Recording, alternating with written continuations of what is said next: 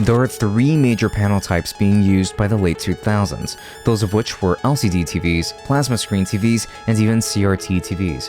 While the cathode ray tube televisions were on their way out, once LCD TVs became much more affordable, there was still so much innovation waiting to be had in the world of TVs. It's pretty tough to argue that 3D movies were at their absolute peak around the late 2000s, and many were opting for watching films with 3D glasses to become fully immersed. But what if you could bring the same experience to your home?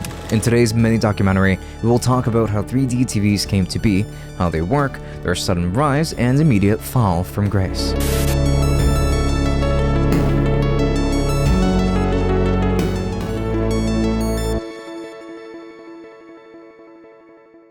3D technology in films has existed since 1922, and even at the time, studios created that 3D effect by utilizing two cameras, one for each eye. This effect was not really too popular for decades until it generated a lot more steam in the 1950s with the Buona Devil and House of Wax films. But even then, it slowly declined in popularity for years. However, we saw one of 3D's greatest resurgence in the early to late 2000s, arguably when they started implementing 3D into films of all kinds, including children's and more mature films. But during this time, 3D was easily at the height of its popularity when the film Avatar released in 2009. This was a great film that also made really good use of 3D, and its popularity was so high that it even grossed almost $3 billion worldwide. And this wasn't a joke, as according to Wikipedia, this film is the highest grossing film ever. And it is from the hype of 3D films, particularly Avatar and the films that came after, that inspired the implementation of 3D into TVs. 3D TVs work quite differently than the movie theater projectors, so typically films will be shot either using two separate cameras at two slightly different angles or by using a camera with two lenses attached that create two separate images. Then you'll get two projectors in the movie theater that project these two different images using polarized lights. The red and blue glasses that you wear at the theater help to filter these lights out, and it tricks your eyes into seeing a 3D image. However, the 3D experience on a 3D TV is pretty different, using a much more sophisticated system. It essentially takes the same image that was shot at two slightly different angles and displays them sequentially. It does this quickly enough that your eyes don't really notice these images shifting, and instead create the illusion of depth. 3D TVs use specialized glasses that assisted in getting the best result. These have an active shutter that would constantly alternate between eyes, shutting about 120 times per second per eye. Now this alternation happens really quickly, so we don't see a physical shutter closing and opening. These glasses work alongside the TV, which also produces a bunch of images per second, alternating between two angles, and that is what each eye catches roughly 120 times every second. This is how the illusion of 3D was created using specialized equipment at home. This technology was really cool upon release, especially when they were available exactly when 3D was so popular. And believe me, there were so many who wanted to give this technology a shot.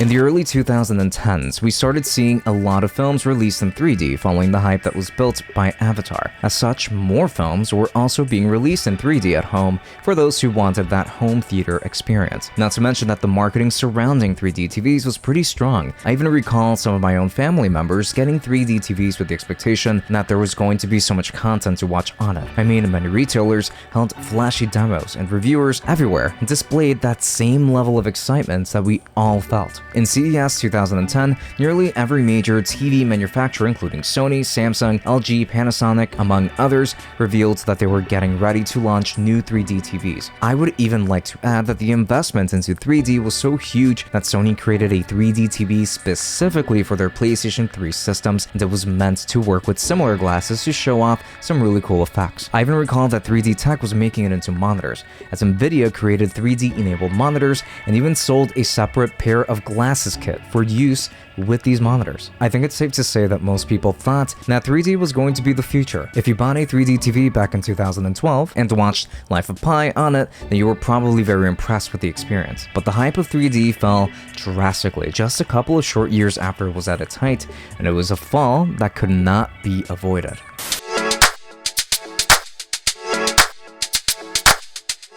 As awesome as this technology was, it came with a lot of caveats that unfortunately killed it really quickly. Firstly, you needed a 3D TV specifically, which normally ranged from $900 for a smaller 42-inch TV to $3,000 for a 70-inch home theater experience. Now luckily for you, these usually came bundled with 1 or even 2 3D glasses, which were required for the 3D to actually work. But if you have more than just 1 or 2 people at home who want to enjoy a movie with you, then you have to buy glasses for them too. You have to get active shutter glasses specifically, which could cost around $200 at first, but eventually we saw more affordable versions at roughly $70, and you probably need multiple of them. Also, most TVs at that time were not really smart devices, so you had to purchase a 3D-enabled Blu-ray player or set-top box that could load 3D content, which could range from anywhere between $150 to $500. Of course, you also had to purchase said content to play on it. The pattern to notice here is that this was a pretty expensive gimmick to invest in, and many did see it as a gimmick. Even if those who bought 3D TVs were happy with them,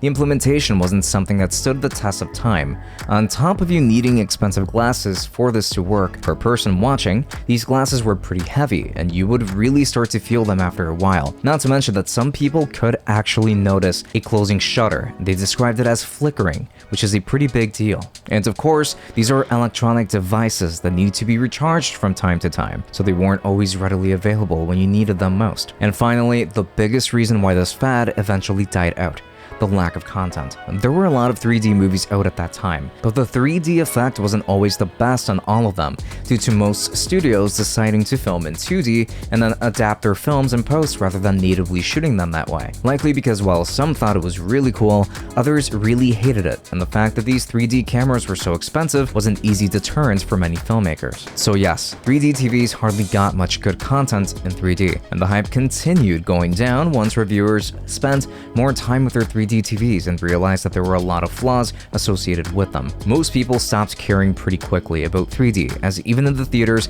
a lot of people just preferred watching 2D movies anyway. It's cheaper and probably a better experience if 3D content hurts your eyes or makes you nauseous. This problem was probably more common than you might think. The high cost of entry, the lack of content, and 3D as a gimmick becoming less and less exciting caused the vast majority of people to simply look away. 3D wasn't that exciting anymore by 2013, and even companies saw the writing on the wall. As time went by, people just opted for using their 3D TVs in 2D, eventually upgrading to much nicer technology such as 4K displays and even OLED panels, which are really popular and don't offer short-term gimmicks as a selling point. Unlike 3D, 4K is a format that is widely supported. As a result, 3D TVs had to go pretty much as soon as they came in. 3D TVs were incredible as a concept, but the execution was poor, in spite of what the high price tag would suggest. 3D TVs still hold a small fan base, where they continue enjoying some of the older content that they purchased back then. By 2012, 41 million 3D TVs were sold worldwide, but these sales figures diminished greatly after 2013, and the majority of manufacturers ceased production by 2017, which was longer than I expected. Nevertheless,